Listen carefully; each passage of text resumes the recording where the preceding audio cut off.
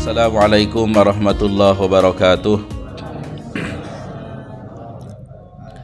Bismillahirrahmanirrahim. Alhamdulillahil wahidil qahhar, al-azizil ghaffar, mukawwiril laili 'alan nahar. Wassalatu wassalamu ala sayyidina Muhammad sayyidil mukhtar wa ala alihi wa ashabihil akhyar. Amma ba'du. Hadirin jamaah rahimakumullah. Alhamdulillah, puji dan syukur kita panjatkan kehadirat Allah Subhanahu wa taala atas karunia nikmatnya kita telah melaksanakan sholat subuh dengan berjamaah. Kita juga tengah melaksanakan ibadah puasa hari ke-29. Mudah-mudahan semua amal ibadah yang kita laksanakan senantiasa diterima oleh Allah Subhanahu wa taala. Amin ya rabbal alamin. Salawat dan salam semoga tetap tercurah atas Nabi kita, Nabi besar Muhammad sallallahu alaihi wasallam. Hadirin kaum muslimin rahimakumullah. Tema kita pada subuh pagi hari ini itu mengenai regulasi hukum waris di Indonesia.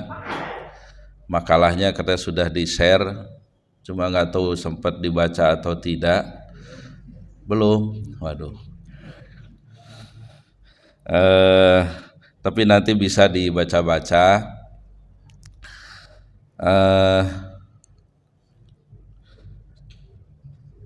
Namun sebelumnya sebagai motivasi untuk kita semuanya, sedikit saja tentang Ramadan. Ya, Ramadan belum berakhir. Ya. Insya Allah kalau ru'yatul hilal dan sidang isbatnya jadwalnya hari ini. Jadwalnya karena memang ijtima atau konjungsinya memang hari ini. Cuma dari ijtima ke gurub itu jamnya sebentar, jadi masih minus ya. Hilalnya masih minus, di atas ufuknya itu masih minus ya. Sehingga kemungkinan terlihat hilal itu jauh ya. Mungkin 90% tidak mungkin dilihat ya. Awal Ramadan pun sebenarnya kritis juga kemarin itu, karena tidak ada yang lihat kecuali kalau tidak salah di Aceh ya. Walaupun menurut perhitungannya itu sudah tiga derajat di atas ufuk ya. Cuma sudut elongasinya itu masih kurang. Itu waktu tanggal 1 itu. Ala kulli hal ya, kita nunggu saja pengumuman dari pemerintah ya. Tapi kemungkinan besar 1 Syawal itu hari Senin ya. Saya ingin menyampaikan motivasi untuk kita semuanya, perkataan Syekhul Islam Ibnu Taimiyah ya. Wal tibaru bi kamalin nihayah la bima jara fil bidayah wal a'malu bi khawatimiha. Yang menjadi tolak ukur adalah kesempurnaan di akhir, bukan apa yang terjadi di awal, dan amal itu tergantung pada akhirnya. Jadi oleh karenanya marilah kita manfaatkan akhir Ramadan ini dengan sebaik-baiknya. Amalan yang paling diutamakan ya, sebagaimana perintah Nabi ya, doa yang dibacakan, yang harus banyak dibacakan itu yaitu Allahumma innaka afuwun karim ya, dan seterusnya, yaitu perbanyak minta ampun kepada Allah Subhanahu wa taala. Ya, mungkin kita banyak kekurangan dalam ibadah dan sebagainya, dan banyak dosa yang kita lakukan ya. Di akhir Ramadan ini kita sama-sama minta ampun kepada Allah Subhanahu wa taala, sebagaimana doa akhir witir kita ya, kita minta diterima amal ibadah kita ya, dan watamim taksirona ya, watamim taksirona itu sempurnakanlah kekurangan-kekurangannya gitu. Kemudian nanti ya sedikit juga bahan evaluasi bagi kita, walaupun saya sudah menyampaikan ya, tujuan akhir daripada takwa ini puasa ini adalah takwa, ya, takwa. Makanya tanda keberhasilan ibadah puasa kita itu apakah takwa itu sudah ada pada diri kita, ya. Sering berkali-kali saya sampaikan di sini juga, Allah Subhanahu wa taala hanya menyampaikan tanda-tandanya saja. Jadi nanti kita tanggal 1 itu ibaratnya wisuda, ya.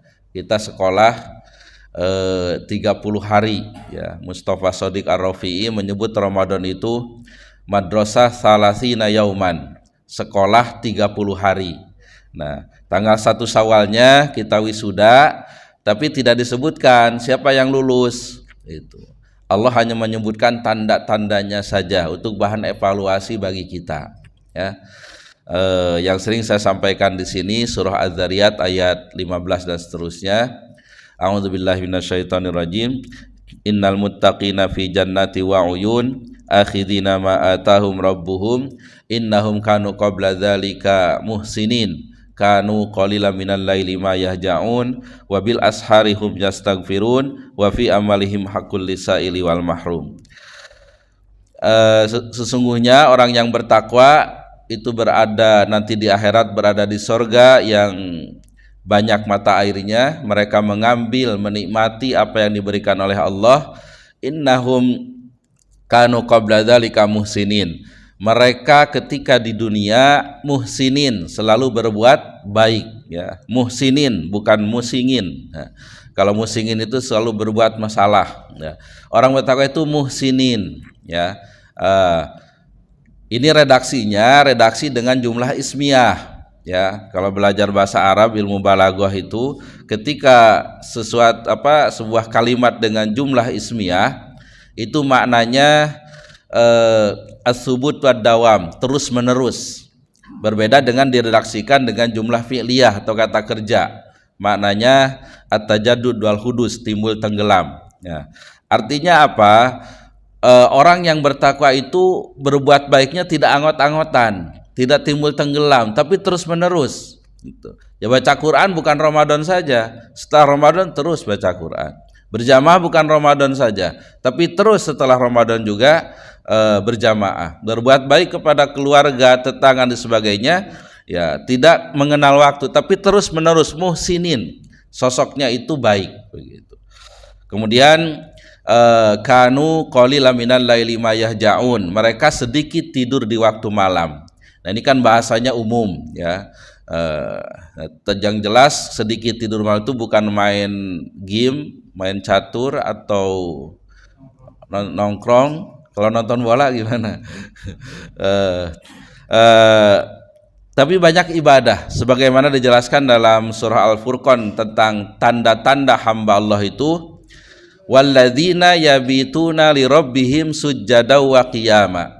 Dan orang-orang yang melewati malamnya itu sujud, ya, dalam keadaan banyak sujud, wa qiyama, dan berdiri. Nah, ini kan kalau kita renungkan lagi, apa ini sujud dan berdiri, begitu. Nah, ini dalam majaz itu, ya, kalau belajar ilmu balaghah ada istilah itlaqul ba'di wa iradatul kul, ya, disebut sebagian tapi maksudnya keseluruhan. Nah, ini ya udah dengerin aja dah, nggak ada ujiannya juga.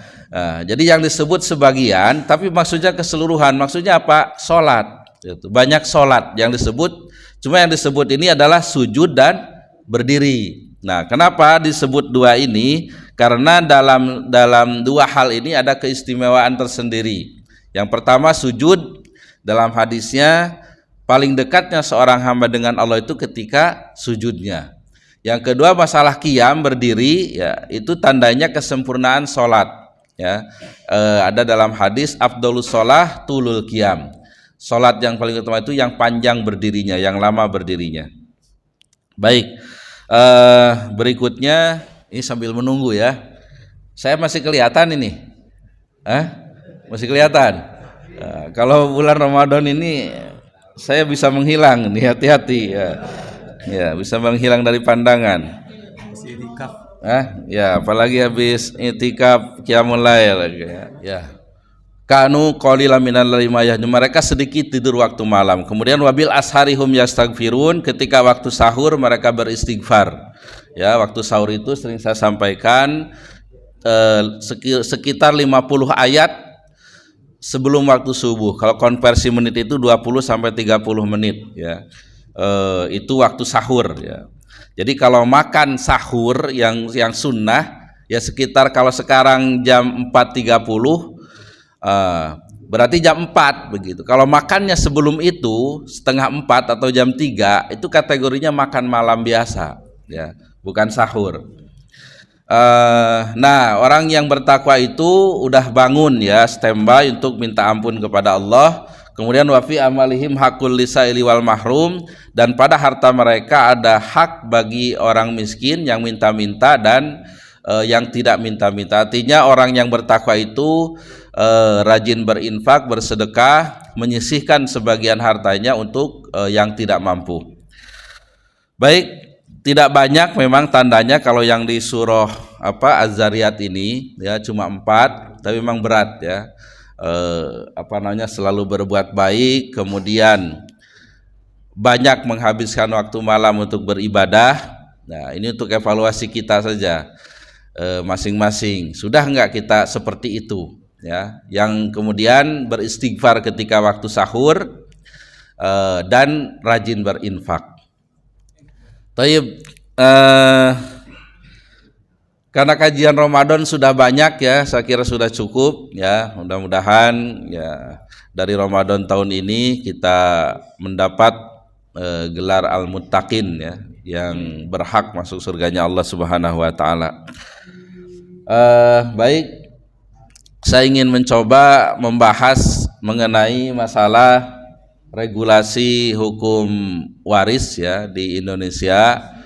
Kalau fikihnya di sini sudah ada yang bahas ya, fikih mawaris itu ya. Saya juga tidak akan banyak-banyak menyampaikan, hanya ringkasannya saja. Baik, supaya tidak ngantuk, lihat layar atau lihat saya ya. Jangan lihat bawah. Oke.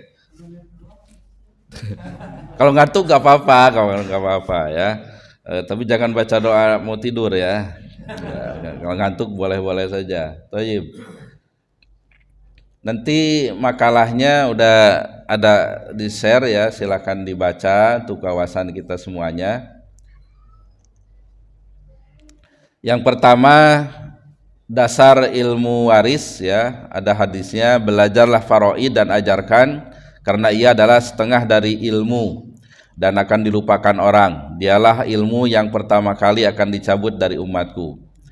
Kemudian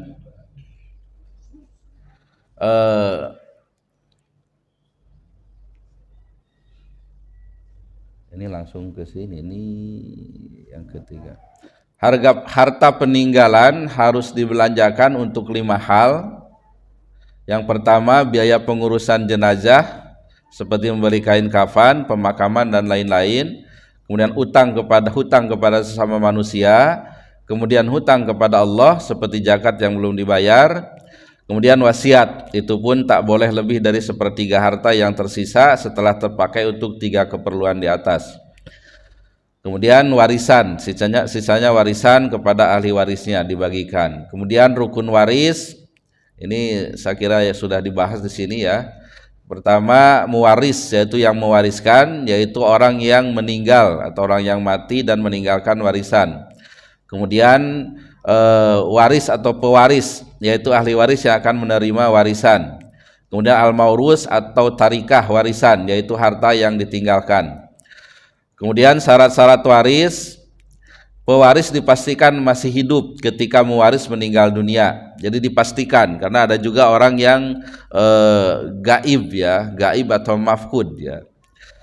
Nanti kalau mafkud ada orang yang memang tidak diketahui keberadaannya dalam sekian waktu, nah itu ada aturannya. Kalau dia dianggap hilang atau meninggal harus ditetapkan oleh pengadilan ya, mafkud. Kemudian kematian mewaris. Kemudian kejelasan hubungan antara mewaris dengan waris, dengan ahli waris dari segi kedekatan, kekuatan dan arah. Kemudian penyebab mendapatkan warisan, pertama keturunan atau nasab, kemudian pernikahan ya. pernikahan penyebab mendapatkan warisan. Jadi suami istri saling mewarisi ya. Kemudian wala ya, ini dalam hal perbudakan. Ketika seorang budak dimerdekakan ya, maka bisa mewarisi antara yang tuanya dengan budak tersebut. Kemudian kepentingan Islam. Nah, ini kalau tidak ada ahli waris sama sekali, nah ini nanti warisannya disalurkan untuk kepentingan Islam. Kemudian penghalang mendapat warisan, pertama berbeda agama, yang kedua pembunuhan, ketiga perbudakan. Nah, namun nanti ada bahasan tersendiri dan jadi jurisprudensi di Indonesia ya. Masalah berbeda agama ini dia bukan ahli waris ya yang mendapat warisan, tapi dia mendapat wasiat wajibah ketika berbeda agama ya. Banyak ibu bapaknya Islam, anaknya non muslim. Nah, itu di Indonesia dapatnya wasiat wajibah bukan warisan. Kemudian penyelesaian masalah waris di pengadilan agama, perkara penetapan ahli waris diajukan manakala tidak ada sengketa sehingga termasuk dalam perkara voluntir yang tidak ada pihak lawan. Oleh karena itu, perkara permohonan penetapan ahli waris diajukan ke pengadilan agama yang mewilayahi tempat kediaman pemohon atau salah satu pemohon. Jadi ada dua perkara di pengadilan agama itu. Pertama namanya ya disingkatnya itu PAW, penetapan ahli waris. Ketika tidak ada sengketa, ya ini kepentingannya biasanya untuk di antaranya ya contohnya. Pokoknya yang meninggal ini punya tabungan di bank gitu. Nah biasanya untuk mencairkan uang tersebut, bank itu minta penetapan ahli waris. Ya, itu ke pengadilan agama. Ya, atau balik nama, ya sertifikat namanya yang udah meninggal mau balik namakan, biasanya diminta penetapan ahli waris. Ya. Nah, penetapan ahli waris ini nanti kalau prosedurnya ya silahkan datang ke pengadilan agama.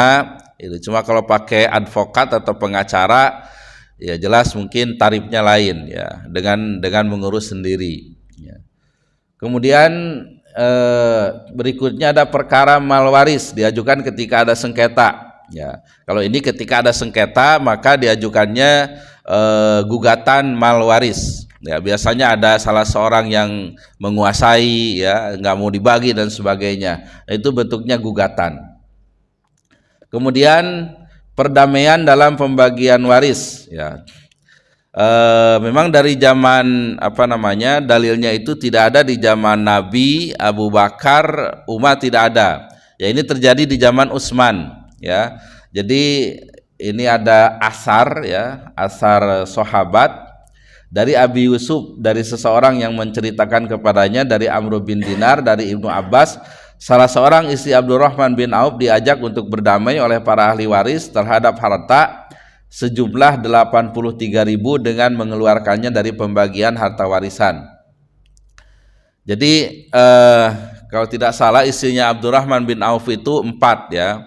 Jadi 4 ini dapat karena ada anak dapat 1/8. Nah 1/8 ini nanti dibagi 4 itu. Jadi bagi yang istrinya 4 nih pembagiannya seperti itu. Bukan seorang satu istri 1/8, bukan. Tapi 1/8 dibagi 4. Kalau istrinya 2 ya 1/8 dibagi 2 gitu. Nah ini ada perdamaian. Jadi minta 83.000. Nah sisanya sudah itu dibagikan kepada ahli waris yang ada. Nah, cara pembagiannya para ahli waris yang berhak menerima harta warisan pewaris terlebih dahulu ditentukan besar bagian masing-masing, termasuk ahli waris yang keluar atau mengundurkan diri. Jadi tetap walaupun mengundurkan diri dia harus tahu bagiannya berapa itu. Nah, termasuk kebijakan di Indonesia di dalam kompilasi hukum Islam itu bisa saja dibagi rata dengan satu syarat ya, semua sudah tahu bagiannya masing-masing. Ya, jadi jangan sampai menghilangkan hukum waris Islamnya ya. Jadi dibagi dulu begitu.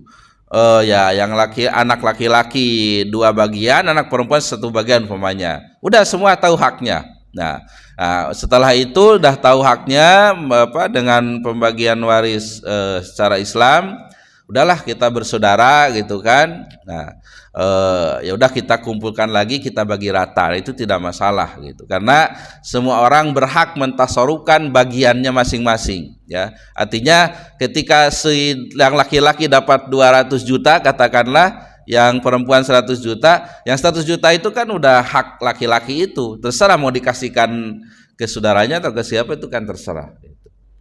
Baik, kemudian ya, pembagian harta warisan secara damai pada pengadilan agama, maksudnya damai di sini tidak litigasi ya. Jadi ada perdamaian begitu. Ini bisa dilakukan oleh mediator karena setiap berperkara yang sifatnya kontentius, bahasa yang ada lawannya, itu harus dimediasi terlebih dahulu dan bisa berhasil dengan mediasi tersebut ya, dengan berdamai. Kemudian dilakukan juga oleh majelis hakim, juga bisa melakukan upaya perdamaian, sehingga nanti yang keluar bukan putusan tapi akta perdamaian yang harus ditaati. Baik. Kemudian nah, di sini sebenarnya kalau di makalah saya lebih lengkap ya nulisnya itu mengenai ahli waris pengganti ya dan wasiat wajibah. Dan di sini ringkas saja. Kompilasi hukum Islam buku 2 hukum kewarisan, di mana dalam isinya kompilasi hukum Islam tetap mempertahankan kewarisan sunni, yakni adanya zawil furud, asobah dan zawil arham, kecuali dalam beberapa hal yang waris sunni tidak mengatur atau tidak mengenalinya, seperti ahli waris pengganti, wasiat wajibah ya.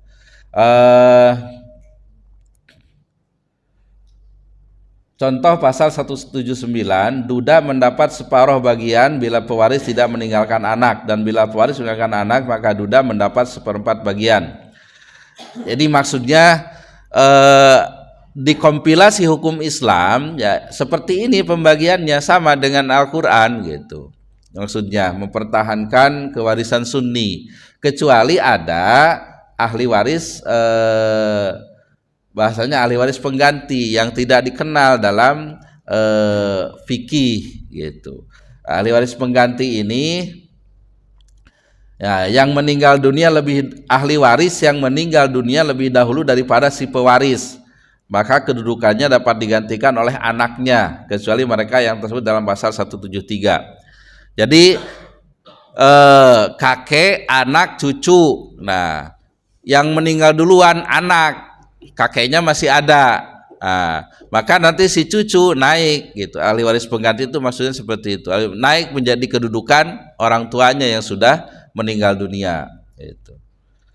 Kemudian bagian ahli waris pengganti tidak boleh melebihi dari bagian ahli waris yang sederajat dengan yang diganti. Kemudian ada wasiat wajibah.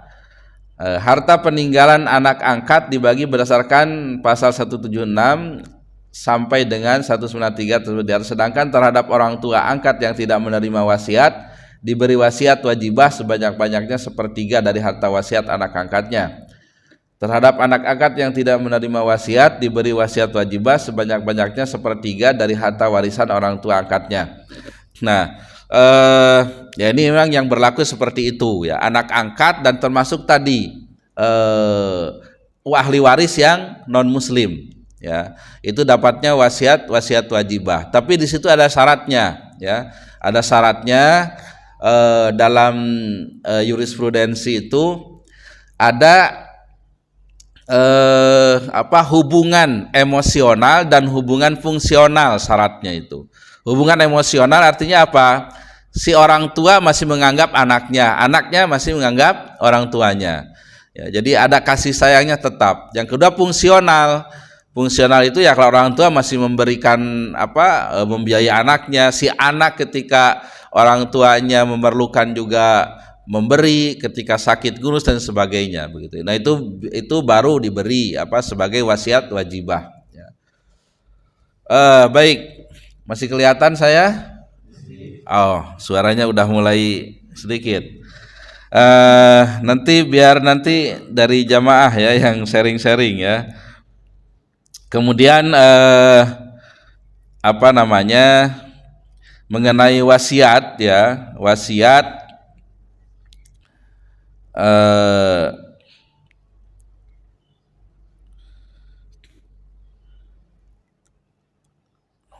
baik, ada hibah ya.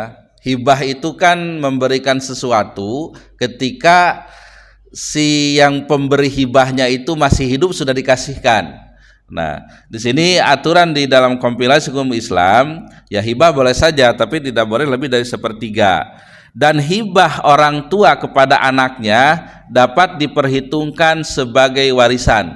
Nah, ini untuk diketahui ya. Jadi ada orang tua yang ngasih umpamanya kepada anaknya itu ya karena lebih sayang atau apa begitu, ya melebihi dari hak warisnya umpamanya. Ya, udah dikasihkan ketika masih hidup. Nah, itu bisa kalau seandainya melebihi ya, melebihi dari sepertiga dari batas hibah, melebihi dari jatah warisnya gitu. Umpamanya jatah warisnya cuma 100 juta tapi diberinya 200 juta. Maka nanti ahli waris yang lain itu bisa menggugat ke pengadilan untuk membatalkan hibahnya. Itu. Kemudian ada wasiat ya. Wasiat kepada ahli waris hanya berlaku bila disetujui oleh semua ahli waris. Nah, kalau wasiat itu memberikan sesuatu tapi diberikan ketika pemberi wasiat sudah meninggal dunia. Nah, itu wasiat. Nah, kalau memberi wasiatnya kepada ahli waris harus ada persetujuan dari semua ahli waris.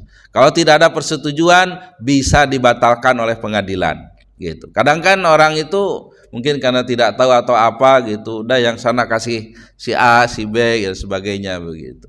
Itu harus ada persetujuan dari ahli warisnya. Ahli waris yang lain. Baik. Sedikit lagi mengenai harta bersama ya, mengenai harta bersama. Jadi dalam harta bersama ini aturannya apabila terjadi cerai mati ya dengan kematian, maka separuh harta bersama menjadi hak pasangan yang hidup lebih lama ya. Jadi begini, kalau bahas harta bersama bisa satu sesi ya. Memang tidak ada dasarnya dalam Quran hadis yang menyebutkan harta bersama itu tidak ada gitu ya, dicari pun tidak ada.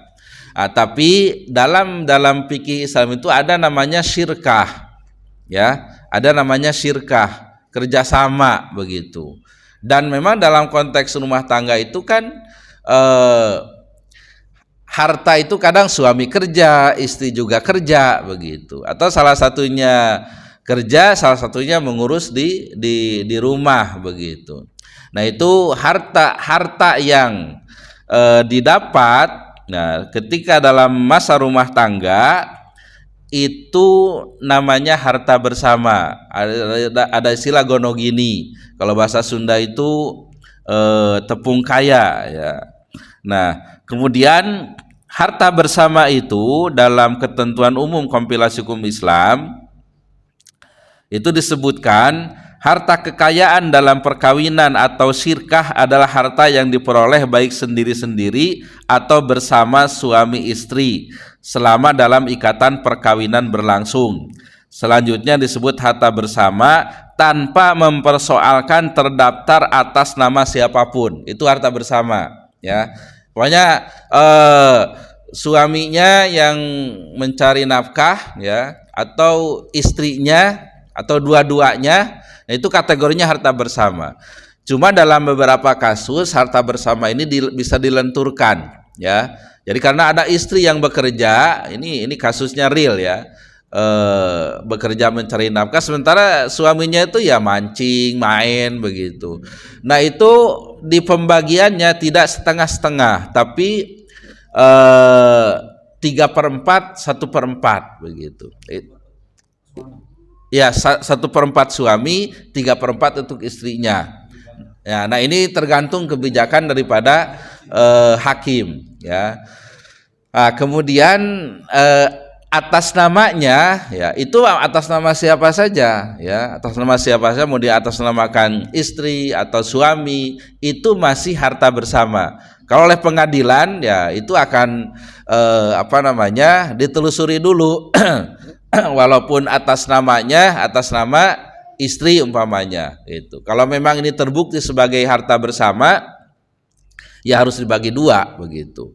Nah, tapi harta bersama ini tidak menafikan harta milik sendiri. Nah, harta milik sendiri itu adalah bawaan. Pokoknya sebelum menikah sudah punya rumah, sudah punya motor. Nah, itu masih tetap milik sendiri, bukan harta bersama begitu. Atau dapat warisan atau dapat hadiah gitu. Nah, itu kategorinya bukan harta bersama kecuali diperjanjikan untuk menjadi harta bersama itu. Jadi kalau yang tadi bawaan tadi itu namanya jadi langsung budal waris bahasanya, itu bukan harta bersama lagi yang harus dibagi dua. Nah, kalau yang harta bersama kan dibagi dua dulu.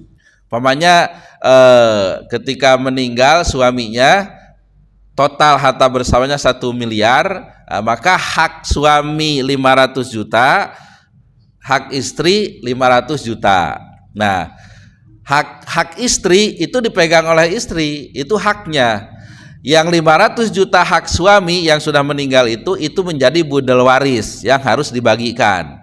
Nah, sehingga nanti si istri dapat lagi dari budal waris itu. Kalau ada anak ya 1/8, kalau tidak ada ya 1/4 begitu. Baik, ini gambaran umumnya mengenai, nggak tahu ini bisa memahami atau tidak. Ada wasiat tadi ya, wasiat, hibah, kemudian harta bersama yang erat kaitannya dengan warisan ini ya. Termasuk ada salah satu lagi yang unik, itu ada kalau tadi itu ahli waris pengganti, nah ini ada ahli waris bertingkat ya. Kalau bahasa Arabnya itu munasakhoh. Nah, ini munasakhoh ini agak ribet ya. Jadi biasanya harta buyutnya sampai cucu cicit belum dibagikan gitu. Nah, itu bertingkat, harus dirunut gitu. Harus jelas siapa yang duluan meninggal dan sebagainya. Nanti ahli warisnya bisa ada ke atas dulu atau ke samping, ke bawah begitu. Makanya ketika ada yang meninggal, kalau ada peninggalannya itu segera dibagikan supaya tidak jadi fitnah. Ya, banyak yang harta-harta itu menjadi fitnah ya. Kasihan yang meninggal ini ya. Karena pengaruh kepada yang meninggal itu bukan saja kebaikan, sama keburukannya juga gitu. Dan banyak ada kasus yang saudara berantem bahkan sampai membunuh saudaranya, yaitu gara-gara warisan, Baik, saya sudah capek juga ini, nggak ada minum lagi nanti ya. Ya silakanlah kita diskusi ya. Saya beri kesempatan. Obat ngantuk itu bicara katanya. Yang yang ngantuk-ngantuk silakan bicara. Oh ya silakan. Waalaikumsalam.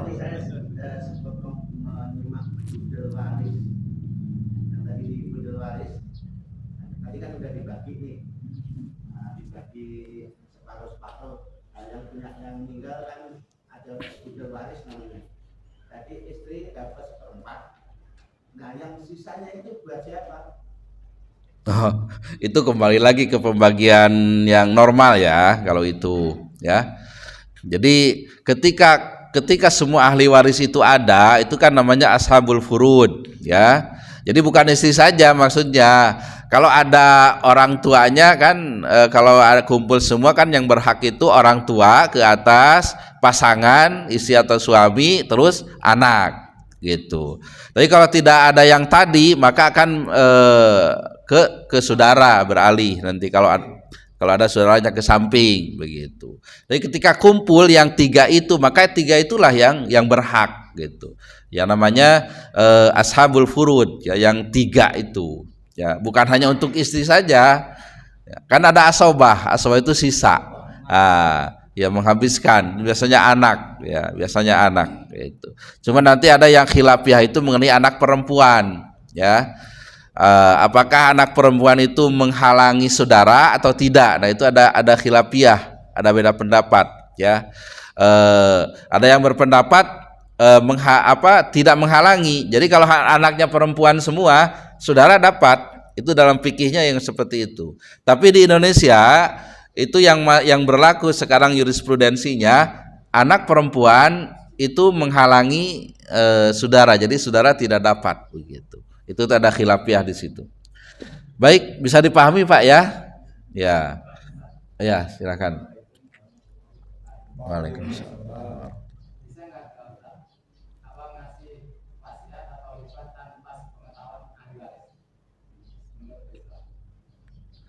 Jadi kita bicara regulasi ya. Kalau dalam Islam itu kan memang harus ada saksi.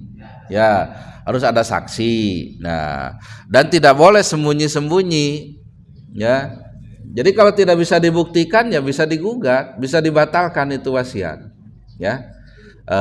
Tadi sebagaimana saya sampaikan di kompilasi hukum Islam, kalau hibah kepada anak itu dianggap warisan. Jadi kalau ini boleh umpamanya tanpa sepengetahuan orang umpamanya ya, hibah udah ngasih gitu, ngasih rumah, tapi ternyata melebihi jatah warisnya, nah itu bisa digugat. Nah, kalau wasiat akan dilihat semua ahli waris setuju atau tidak. Nah, setuju atau tidak biasanya dibuktikan dengan tertulis ya. Kalau memang mau wasiat kepada ahli waris, semua ahli waris harus menyetujui dengan secara tertulis gitu. Ya, untuk kuatnya. Kalau tidak ada, ya bisa dibatalkan wasiatnya gitu. Gitu. Ini kan untuk menjaga ya, untuk menjaga yang pertama menjaga hukum waris itu ya. Jangan sampai orang itu terutama orang tua ada istilah apa ya? Bahasa Sunda ya, bahasa itu adil-adilan gitu. Yang laki anak bapak, yang anak bapak. Itu kan secara tidak langsung menganggap tidak adil hukum Allah begitu. Itu untuk menjaga seperti itu ya. Yang kedua ya untuk tidak supaya semua ahli waris itu memang dapat begitu ya. Dapat, tidak salah satu diutamakan sehingga timbul perselisihan, timbul persengketaan begitu. Itu tidak diharapkan ya. Gitu. Baik, seperti itu Pak ya. Oh ya, gimana Pak? Tadi terkait harta waris, nah terkait utang waris ini di mana pembagiannya Ustaz? Umpamanya dari harta keseluruhan yang meninggal, ternyata dia punya utang lebih banyak. Ya. Warisnya itu bertanggung jawab seperti apa? Iya. Jadi, oh ya. Bisa sekalian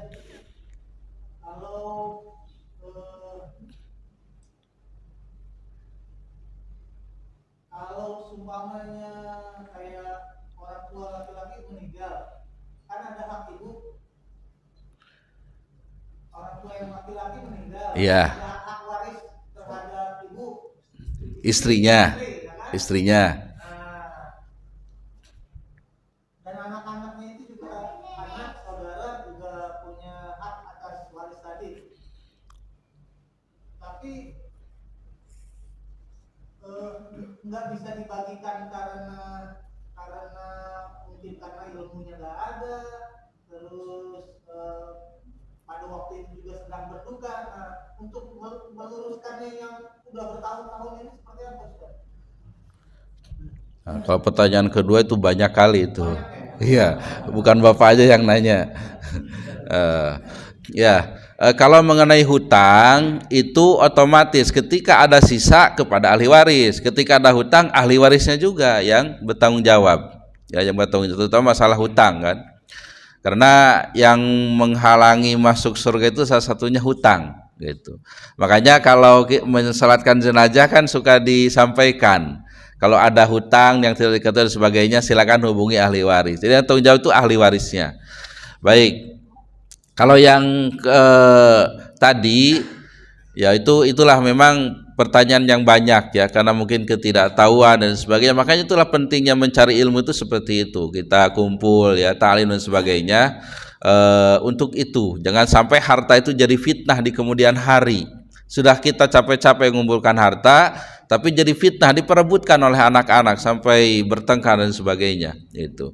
Nah, makanya yang tahu harus ngasih tahu ya, memberitahu, terutama yang disegani, yang yang dituakan dan sebagainya, yang memberitahu gitu, supaya harta ini tidak jadi fitnah gitu bagi yang meninggalnya. Jadi untuk dibagikan. Ya, kalau sudah bertingkat ya dengan tadi ahli waris bertingkat itu munasakhoh modelnya gitu. Dan itu ribet itu, perhitungannya ribet itu. Ke atas dulu, ini bagaimana di anak nih, anaknya udah meninggal duluan atau tidak, siapa yang duluan meninggal gitu. Itu agak-agak ribet begitu. Walaupun bisa diselesaikan ya. Baik itu Pak ya. Ya mungkin semua juga punya masalah ya kalau masalah waris ini ya, karena setidaknya orang-orang tua kita sebagian sudah meninggal dunia, mungkin ada peninggalannya, ya itu terserah lah. Yang penting kita bagi dulu. Adapun nanti ya udahlah, saya udah di sini sudah mapan dan sebagainya, udahlah dibagikan saja. Nah itu boleh-boleh saja. Yang penting jangan menghilangkan hukum warisnya, itu dibagikan secara faraid dulu begitu. Oh iya. Jadi gini Ustaz, orang tua itu punya bagian satu bidang tanah. Itu sebetulnya, tapi tanah itu sebetulnya hak dari ahli waris yang tidak diketahui keberadaannya. Nah, oleh orang tua itu dipesankan ke anak-anaknya bahwa tanah ini tidak boleh dibagi ke anak-anak. Suatu saat siapa tahu ada ahli waris yang enggak. Nah, itu penyelesaiannya bagaimana ya? Karena sampai sekarang akhirnya tanah itu ya terbenturai gitu, nggak ada pemiliknya. Enggak. Ini tanah enggak, harusnya kan kalau saya itu real gitu. Yang tidak diketahui ini siapa? Jadi dari kakek dulu itu punya saudara berempat itu. Nah, salah satu kakek ini pergi, nggak diketahui kemana gitu, sampai akhirnya diputuskan bahwa bagian dari kakek ini dibagi ke anak-anaknya. Ke anak-anak dari saudara yang hilang itu. Oh. Jadi orang tua saya itu ke bagian satu bidang tanah yang sebetulnya itu tanah punya saudara kakek yang tidak diketahui. Oh iya. Baik, sebagaimana tadi ya, ada istilah mafkud ya dalam fikih itu. Jadi mafkud kalau proseduralnya ya, mafkud itu diajukan ke pengadilan. Ya, jadi ditetapkan oleh pengadilan karena ini udah mafkud sekian tahun, kalau nggak salah 5 tahun atau berapa, tidak ada kabar berita begitu. Nah, itu ditetapkan dia udah meninggal oleh pengadilan yang menetapkannya. Nah, nanti kan kalau sudah meninggal akan jelas. Kalau dia tidak punya anak istri, berarti kan jatuhnya ke saudara. Nah, ke saudara umpamanya ke orang tua bapak ya, atau yang lainnya ya, selama yang masih hidup ya. Yaitu semua saudara dapat, semua saudaranya dapat. Kalau yang saudara-saudara itu sudah meninggal juga, nanti dirunut lagi ke anak-anaknya. Itu ke anak-anaknya. Sebenarnya semua bisa dibagi ya. Semua bisa dibagi. Kalaupun ribet ngurus mafkudnya ya udah diperkirakan saja, mungkin karena harus jelas itu siapa yang duluan meninggal gitu.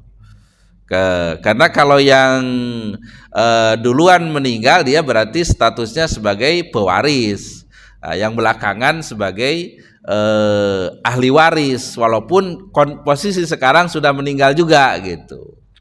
Cuma karena ada pesan dari orang tua seperti itu, jadi anak-anaknya nggak ada yang berani besar gitu. Jadi kita semua sepakat ya dibiarin aja. Cuma kan akhirnya jadi nggak tahu ada apa sampai. Nah itu kalau itu kan bukan kategori wasiat, itu bukan kategori wasiat itu. Kalau wasiat itu kan punya harta karena banyak, katakanlah 1 miliar gitu kan, dari 100 jutanya saya berikan ke si A pokoknya. Itu kan wasiat jelas, yang jelas tidak boleh sepertiga. Kalau itu kan bukan kategori wasiat gitu. Ada juga kan orang tua itu yang membagi-bagi, ya hanya pesan saja gitu. Karena gini, mungkin karena ketidaktahuannya itu ya, tanah itu kan istilahnya ya punya haknya untuk dibagikan, ya punya haknya untuk dibagikan gitu. Ya, tapi kalaupun mau dibiarkan ya terserah juga gitu, itu hak-haknya gitu. Sebaiknya dibagi ya Ustaz. Ya, sebaiknya dibagi ya. Kira-kira berapa puluh meter Ya, atau hektar? lumayan sih sebetulnya. Gitu di Karena banyak ya kasus-kasus itu awalnya tidak mau dibagi karena kurang kurang produktif gitu. Tapi ternyata kayak ini banyak kasus kalau nggak salah di Karanganyar ya, pembuatan tol Jogja itu kalau tidak salah ya. Nah itu jadi rame ke pengadilan yang menggugat waris itu, karena yang tadinya tanah gambut ternyata menghasilkan gitu, menghasilkan. Jadi banyak rebutan, banyak kasus waris di Karanganyar itu gara-gara ada jalan tol. Ya. Oh ya, ini pertanyaan terakhir kayaknya ini. Oh ya. Apa bedanya bangunan ini itu kalau kan tadi ada karena mati atau karena cerai? Kalau yang pernah saya dengar atau bangunan ini itu karena cerai. Karena cerai, makanya bagi dulu. Ini bawaan kamu di bawah saya, ya kita bagi dulu kita bagi. Itu harus begitu. Tapi kalau sekarang kan ternyata untuk bukan hanya cerai mati juga dimatikan. Saya agak bingung. Dan kedua pertanyaan saya, apakah di populasi Islam ini populasi pewaris Islam ini timbul karena memang tidak lengkapnya hukum waris Islam yang ada di luar kota? Baik. Yang pertama nggak usah bingung, ini aturan ya. Aturan itu ya udah seperti itu gitu. Jadi harta bersama itu dibagi dua karena perpisahan. Baik perpisahan cerai hidup maupun cerai mati. Ya. Kalau berpendapat lainnya silakan aja gitu. Yang jelas terjadi perpisahan itu tidak menghilangkan hak ya, walaupun dengan kematian tidak menghilangkan hak yang masih hidup gitu. Kemudian yang kedua, kompilasi hukum Islam ini ya kita harus baca sejarahnya ya, bukan berarti dalam fikih dalam Islam itu belum sempurna ya. Kompilasi hukum Islam itu namanya kodifikasi atau taknin ya, taknin gitu. Kodifikasi perundang-undangan. Nah, cuma sejarahnya dalam fikih Islam itu ada setidaknya yang populer itu 4 madhab ya, 4 madhab. Hanafi ya, Maliki, Syafi'i, Hambali. Nah, sebelum tahun 90 pengadilan agama itu menggunakan fikih-fikih klasik itu. Nah, sehingga karena adanya perbedaan itu, terkadang putusan di pengadilan agama katakanlah di Aceh seperti ini karena mengambil madhab Hanafi. Putusan di Pulau Jawa beda gitu karena mengambilnya madhab Syafi'i begitu. Nah akhirnya inisiatif ya, kalau inisiatifnya dari Kementerian Agama ya, waktu itu dikumpulkan berbagai tokoh ulama, bisa dibaca sejarahnya ya, baru kita itu kalau sudah baca sejarahnya siapa yang membuat kompilasi hukum itu taknin, bukan membuat undang-undang baru ya. Takdir itu pengkodifikasian dan semua negara ada kodifikasinya gitu, ada kodifikasinya ya. Dan kodifikasi itu sebagaimana tadi saya sampaikan, dalam kompilasi hukum Islam masih menganut tadi itu ahli waris ya, fikih waris Sunni ya, bukan Syiah ya. Dalam perkawinan contoh ya, karena bukan waris saja, dalam kompilasi itu mengenai nikah ya, itu jelas-jelas sekali yang diambil adalah madhab Syafi'i ya, karena kalau dalam madhab Hanafi itu wali ya, wali itu bukan rukun nikah ya. Dalam madhab Maliki saksi bukan rukun nikah itu, tapi dalam madhab Maliki perkawinan harus disaksikan orang banyak, harus diumumkan gitu. Makanya kalau melihat kayak saya di Sudan ya, orang nikah itu biasanya hari Jumat setelah Jumatan ya, setelah Jumatan jadi lagi banyak orang begitu. Nah, di Indonesia dikodifikasi yang diambil madhab Syafi'i, yang rukun nikah itu ada 4 ya, wali, saksi ya, kedua mempelai dan ijab kabul begitu. Itu seperti itu kodifikasi itu maksudnya ya. Jadi bukan mengada-adakan yang kurang dari Islam, bukan, justru itulah benteng kita ya. Umat Islam ya, dalam hukum keperdataan itulah yang berlaku hukum Islam itu dalam kompilasi hukum Islam begitu. Dan itu kalau kita melihat sejarahnya, semua ulama itu pada kumpul perwakilannya, ulama dari Aceh, Jawa, Sumatera, kemudian perguruan tinggi Islam itu pada kumpul begitu untuk merumuskan kompilasi hukum Islam ini ya. Jadi jangan alergi, kalaupun tidak setuju dengan konten, dengan isinya, itu bisa melakukan upaya judicial review ke MK ya, ke MK gitu. Karena itulah yang prosedur yang adanya gitu, bukan hanya sekedar mengkritisi ya, tapi tidak ada aksi gitu kan gitu. Baik, mungkin itu gambarannya ya, gambarannya. Jadi kita kompilasi memahami sesuatu itu ya, karena kadang ada orang yang alergi dengan kompilasi hukum Islam itu apa itu gitu kan. Ya silakan baca sejarahnya, baca isinya. Kalaupun ada yang tidak setuju, mana begitu ya, dasarnya apa begitu, karena itu hasil ijtihad ya, para ulama di Indonesia ya, sesuai dengan keadaan konteks keindonesiaan ya. Karena setiap negara punya tersendiri ya. Di Turki dulu ada majalah Adilatul Ahkam ya, punya undang-undang tersendiri gitu. Di masa Turki itu. Di Mesir juga punya konun tersendiri juga gitu, di mana Pakistan dan sebagainya, termasuk di Indonesia yang dipakai perdataan umat Islam itu adalah kompilasi hukum Islam begitu. Baik, saya kira sudah cukup ya, udah waktu syuruk. Mudah-mudahan ada manfaatnya ya. Kalau mau ngobrol-ngobrol ya silahkan, mau 4 mata mau 6 mata. Yang jelas ya, tidak ada maksud lain, saya hanya menyampaikan inilah realnya yang ada di Indonesia seperti itu.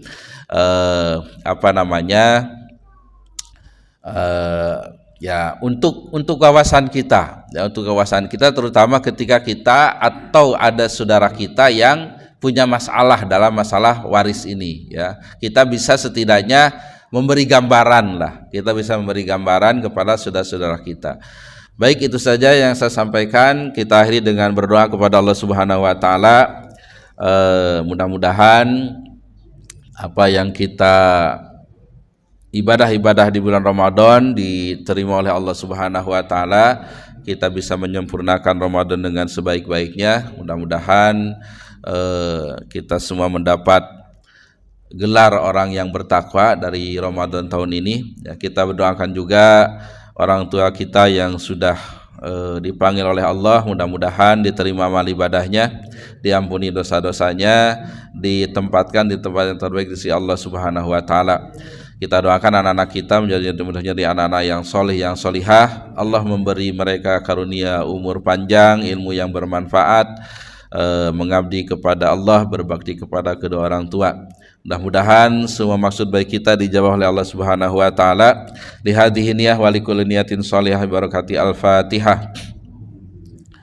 A'udzubillahi minasyaitonir rajim. Bismillahirrahmanirrahim. Alhamdulillahirabbil alamin arrahmanir rahim maliki yaumiddin.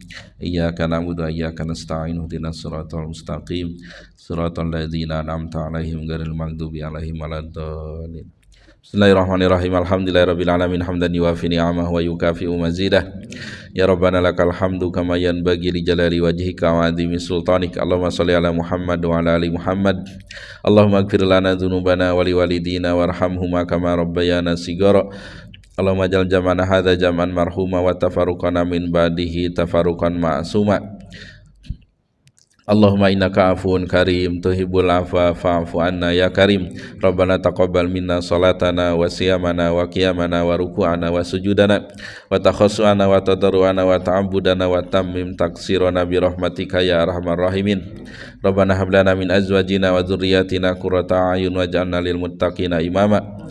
Rabbana la tada' lana dzanban illa ghafartah wa la hamman illa farajtah wa la daynan illa qadaitah wa la maridan illa syafaitah wa la aiban illa satartah wa la hajatan min hawajid dunya wal akhirati illa qadaitah ya arhamar rahimin.